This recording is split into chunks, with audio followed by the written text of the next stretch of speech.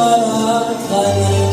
aydınları belli ömrüm şırğalı Eşmecik değil o yanına tabayhanı aydınları yaşar tabayhanı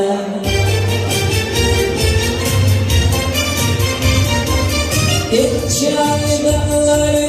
fadeledim sabahı yürekledim Yenini aramak banirdim şerfetmeye meşhur efendim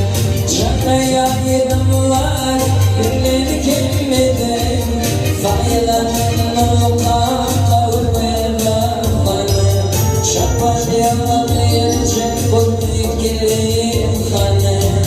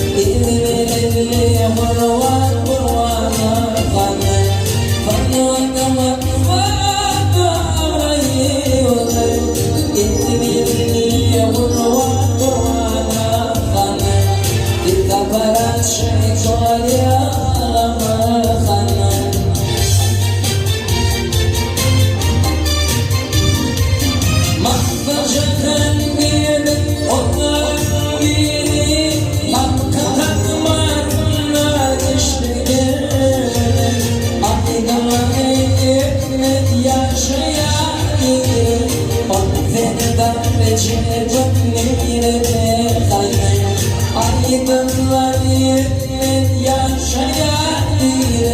Onlardan leşe bakmire de hanım Ahmet benim affım